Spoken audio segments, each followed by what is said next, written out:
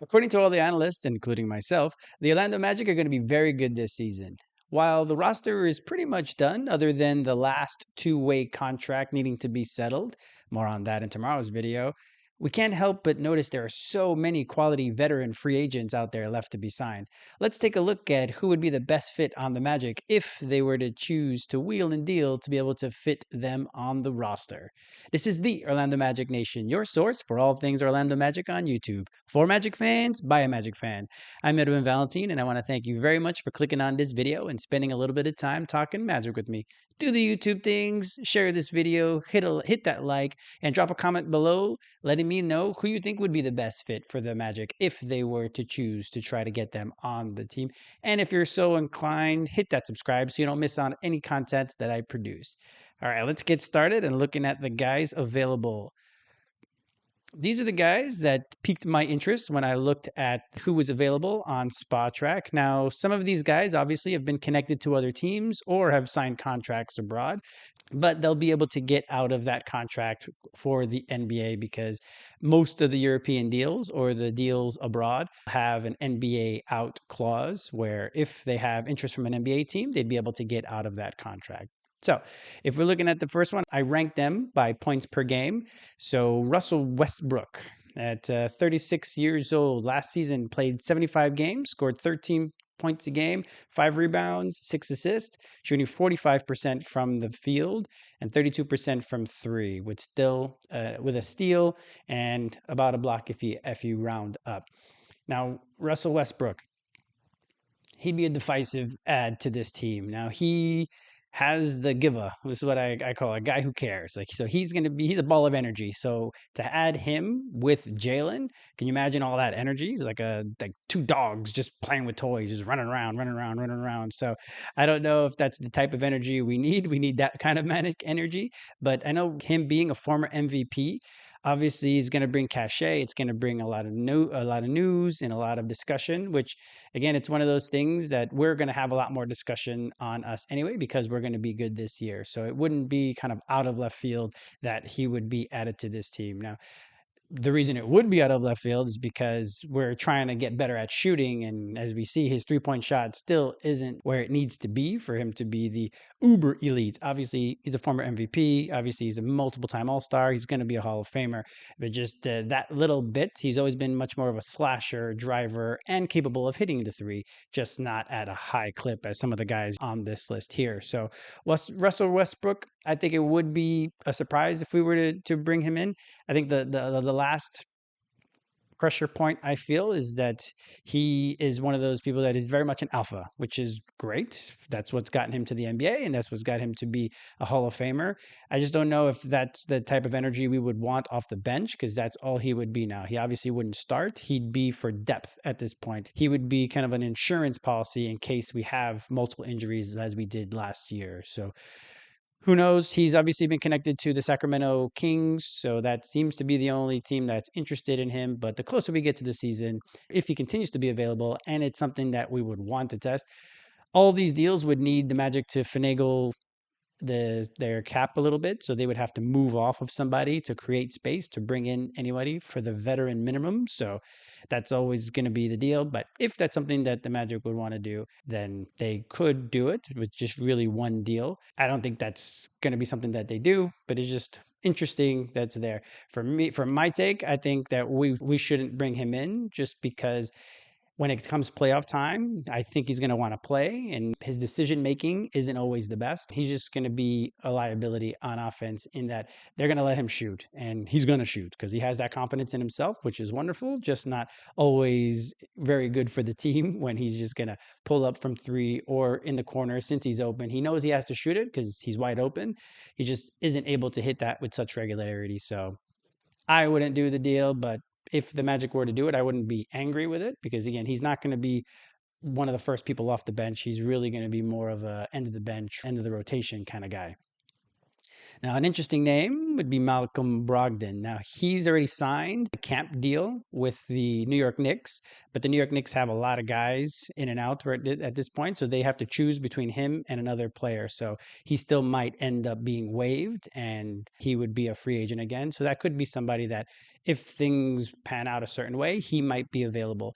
So looking at his last season, in his 32 age season, he played only 24 games, and that's probably the biggest knock on him. Scoring about 13 points per game, 4 rebounds, 4 assists, 43% from the field, 29% from three, and about half a steal. Malcolm Brogdon, his biggest negative, unfortunately, is his injury history. He's, especially in the last few years, now he's a former Sixth Man of the Year award, so he is comfortable coming off the bench. So are a lot of the other guys on this list. So that's at least a good thing. We're not going to have to worry about the power struggle and, oh, I should start or I shouldn't start. So he would be able to come off the bench. And again, I think he'd be more of a mentor for Jace, just as Tyus is. So would that be duplicative? Possibly, having Tyus and Malcolm Brogdon. But I think in that way, it would be good to protect yourself when it comes to some of the injuries. So he wouldn't have to play very much, in that he would be an end of rotation or end of the bench guy.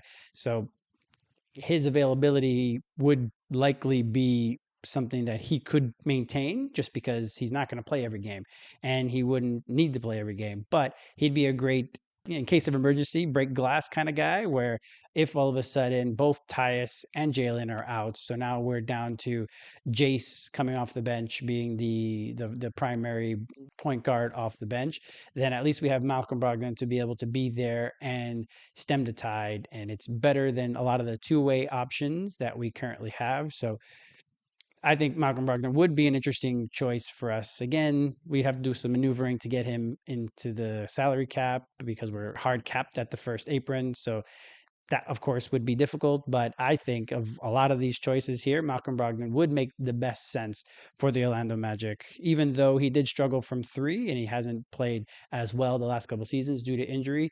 I think he still would be able to be that, in case of emergency, break glass kind of guy. Alec Burks, in his last season, 33 age season, only played 49 games for the Miami Heat, scoring 7 points, 3 rebounds, and about an assist per game, 42% from the field, 43% from three. Still had a little closer to one steal per game. So Alec Burks is one of those guys that just kind of kills the Magic all the time. So every time he's playing the Magic, all of a sudden he's a sharpshooter, in that he can't miss. Obviously, he's a good shooter in general, but he's just able to be super hot against the Magic every time we play him. Now, he has pretty good size at 6'6", so he is, in that way, would be helpful when it comes to the defense in that way, but he's not really fleet of foot, and he's a little bit older. So really, it'd be looking more for him to be kind of like a spot up 3-point shooter, a guy who still can handle the ball a bit. And again, since this would be for the end of the bench or end of rotation, I think he would be the perfect kind of guy that could come in and just get hot whenever he does get the opportunity to play, either due to injury or rest, because we're going to have a long season this season. So hopefully we're going to be resting our guys a bit along the way, because we're going to be playing at least until the end of May, hopefully. So that's a bit on Burks. I think he's again a quality shooting guard, still can shoot. He's pretty good size. I think that wouldn't be the worst kind of pickup that we would have. Again, looking at a lot of our two-way options, where none of those guys really have NBA quality 3-point shooting. If they did, then they really wouldn't be kind of vacillating between the G League and the NBA. Alec Burks has that ability, still has the three, doesn't have to play all that much, because again, it'd be the end of the rotation or spot minutes here and there, just to give the rotation a little bit more rest. So Alec Burks, I think, would be a solid signing if that's something that we were to do. Cameron Payne. So if we look at Cameron Payne in his 30-year-old season, he played 72 games for the Knicks last year, scored about 7 points, had about a rebound and 3 assists, 40% from the field, and 36% from three. Cameron Payne is one of those like annoying guys, right? A little bit like Russell Westbrook, in that if we were to have him coming off the bench, it would be kind of a pain in the neck, especially when you have like Mo, who could be a bit of a gnat, and you have a B who's going to be in your jersey, and if Jalen's playing with the bench unit, to just have all this energy on there. He also brings a lot of playoff experience, which is great. He's been to the finals with the Phoenix Suns. He made it deep into the playoffs last year with the New York Knicks. So Cameron Payne, to have him at the end of the bench or having him at the end of the rotation, I think would really be beneficial because he's not so old. He's able to stay within the age range of the guys, but also he's bringing that experience. He's able to bring that energy off the bench, and he's kind of like I said, he's a bit of that gnat that you kind of feel annoyed by a lot of the times. But his 3-point percentage is pretty good, so we'd be able to continue to be able to stretch the floor. He'd be able to still compete in our defensive scheme, and that's really all that we're looking for from a player, really just competing on theirs. And so he does try, he does care. I think that that wouldn't be the worst if we were to bring him in on a deal. Do I want to dump somebody, or do I want to really move somebody out off of our roster right now for Cameron Payne? I wouldn't. Like, he's like, I think that right there is kind of the threshold. It'd be really mostly for Malcolm Brogdon, and everybody else I wouldn't necessarily do that, but if that's something that the Magic did, then I wouldn't be mad at it because we're bringing in somebody of quality to be at the end of the bench. That's always going to be beneficial, especially when you're trying to make a championship run. Precious Achiuwa. Now, a lot of these guys are guards, as you saw, but if we're looking for a power forward center to add to the depth, as well as kind of have insurance for if there's a Wendell injury this year, if there's a JI injury this year, if Goga gets injured this year, we have our two-way player, Orlando Robinson. So he right now is kind of that insurance policy right now. But if we wanted to have a little bit more insurance, we can use another one of our two ways. Again, I'll talk about that tomorrow. But if not, we have a young veteran here in Precious Achiuwa. In his 25-year-old season last year, he played 57 games, scoring about 7 points, about 6 rebounds, and an assist per game. Not much of a shooter, so that's not something that he'd be bringing very much. But he's okay. He's about 1.5 stocks per game. He's comfortable with pressure, or he's been playing through pressure since he played in New York last season. So he's one that wouldn't cave necessarily under a mounting amount of pressure if we were to go deep into the playoffs. Once Mitchell Robinson came back from injury, then Precious Achiuwa didn't play as much. So he didn't have as many games played because also he's a little bit injured as well. So that would be one that would just be again an emergency kind of guy that if we were to have at the end of the bench, at least it's a name, it's a guy who's played, a guy who's played a good amount of NBA minutes as opposed to a two-way player who hasn't had that much run in the NBA. Now, a surprising name who didn't get signed this offseason, Trey Lyles as a power forward. He played in Sacramento the last couple of years. In his last season, he played in 69 games, scoring about 7 points, 5 rebounds, and an assist per game on 42% shooting, 34% from three. He signed with Real Madrid in Europe, but also has that NBA out clause. So if, let's say, midway through the season or when it's buyout time and he's able to get out of that contract, then he wouldn't be a bad guy to have at the end of the bench for the playoffs. Again, in case of emergency, be able to summon a guy who's played a lot in the NBA. He's been 10 years in the league.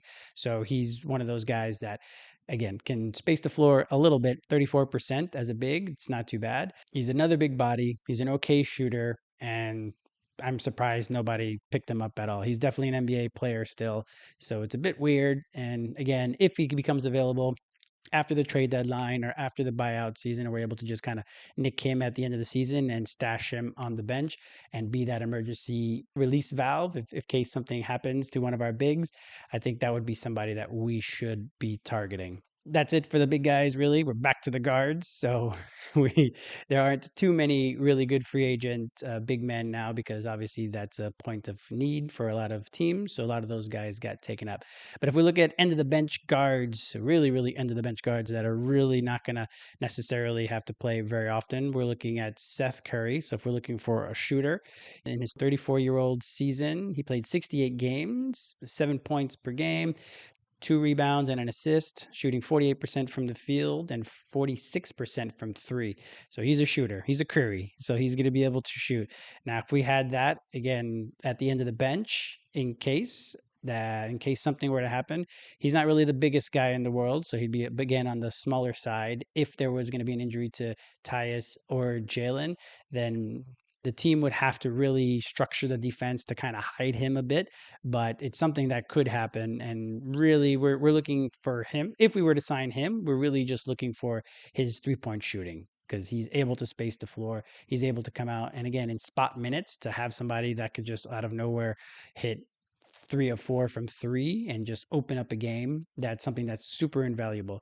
Now he's been connected to Golden State. He's part of the ones waiting for the whole Kuminga saga to finish, but he'd still, if that were to fall apart, that wouldn't be the worst thing in the world for him to find a nice little home in Orlando. I wouldn't give up a lot to get him, but if that was something that the Magic wanted to do, then I'd be a bit more like, I wouldn't have done that, but it is what it is. And the last one on the list is Monte Morris. He's very much Tyus Jones light in a lot of ways. In his 29-year-old season last year, he played 45 games, about 5 points per game, 2 rebounds, and 2 assists per game, shooting 43% from the field, 36% from three. He's one of those guys that's what he is now. He's an end of bench, end of rotation kind of point guard that would be, in case of emergency, break the glass. He, at least, I feel, would complement Tyus Jones very well. So if Tyus Jones were to go out injured, then you can slide him in and still be able to kind of mentor Jace and have him come along as opposed to kind of just throwing him into the deep end. I think that would be the benefit of having a guy like Monte Morris. That he's still able to keep the offense running. He's still able to perform the duty of a true point guard. He would just again also have to be schemed around. A lot of these guys will have to be schemed around defensively. They're not, a lot of them, the defensive lockdown players. So I think that would be the benefit of having a guy like Monte Morris. Again, he would be kind of a known as opposed to an unknown with one of the two-way guys that we are looking to fill that last position with. So Monte Morris, I would be more excited if we were to get him after the trade deadline, kind of as a buyout guy, or if he hasn't been signed at all this season, then he can end up being on the team at the end of the bench for the playoff run to be able to get just thrown out there if something were to happen to Tyus, we'd be able to have Monte step in and kind of continue what Tyus is bringing to the team.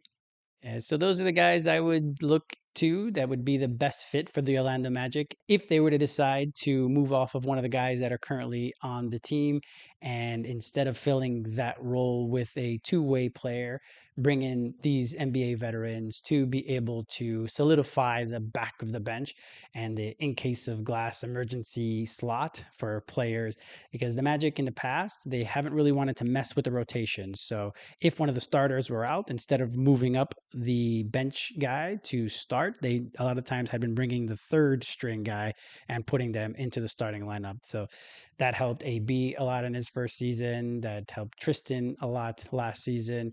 Now it gave them valuable experience to allow them to grow a bit. The same with Goga. Goga was able to kind of just jump in, get a lot of quality minutes, and that really just helped their development. So that's likely what would happen here. But instead of giving a young guy the opportunity, they'd be bringing an old head from the bench, kind of starting them a bit like what happened with Corey Joseph, how he was the end of the bench guy, and then all of a sudden he's starting in the playoffs. So that's something that definitely we could look at.